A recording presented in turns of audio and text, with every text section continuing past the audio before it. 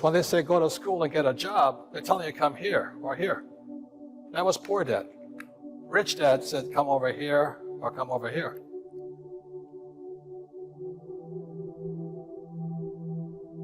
Now, there's a reason for that.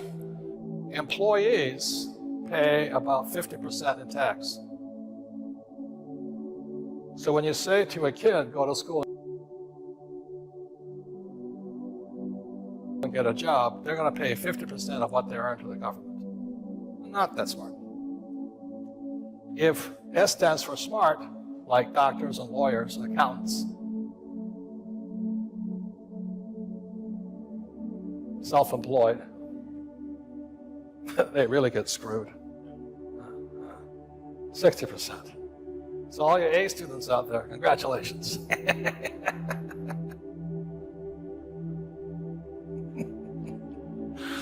A lot of this is covered in A students, work for B students. And B students pay 20%. Why? Because B quadrant produces jobs. And what the government wants are more people who can create jobs. Maybe not in this country, but in my country, big problem. So we're tax incentivized. The more jobs we create, the less tax we pay. Who pays the tax?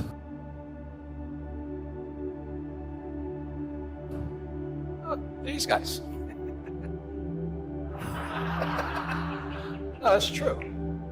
Like, these guys, B quadrant means you have over 500 employees. If you have over 500 employees, different states in America will come to you, but you might move into our state, we'll give you tax breaks. The reason they want you to move to they want me to move from Arizona, where I live now, to California, is because I'll create jobs. That's the reason. So we get tax breaks.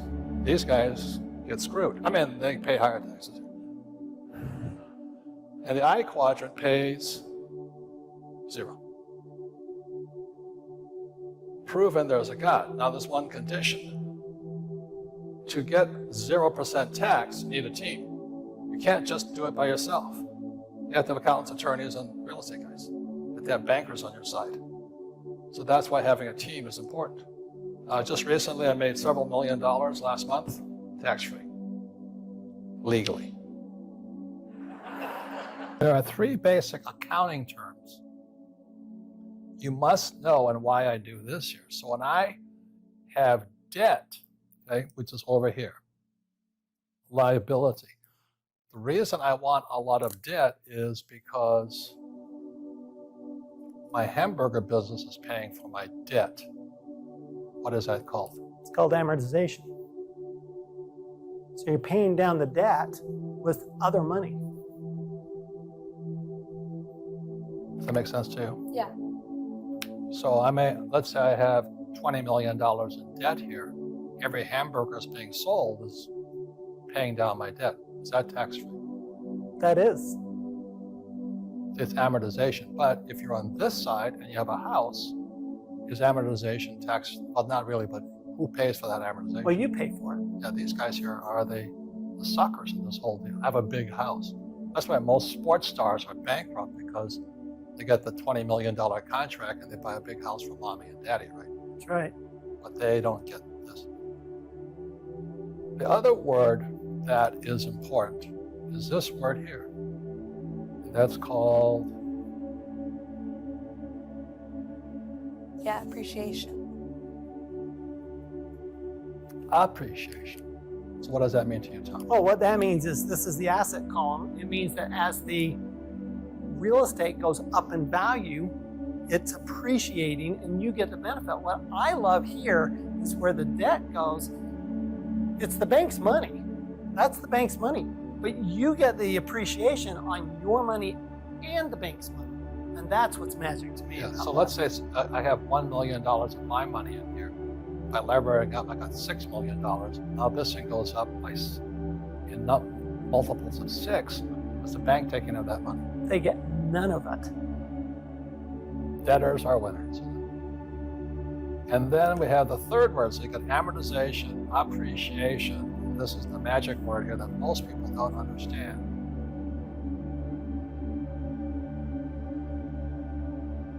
depreciation, and this is where it gets tricky.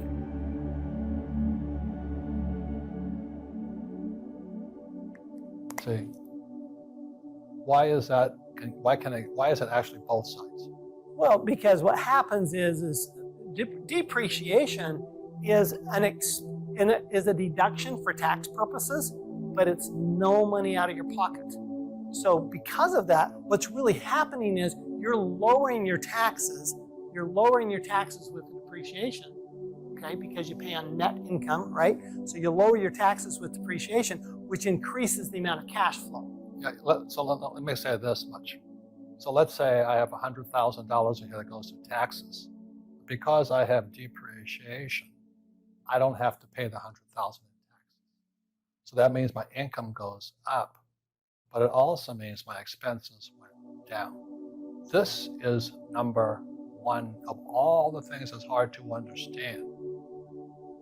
This is simple. Everybody knows appreciation. Everybody knows amortization. Like I paid my car off, I paid my student loan off.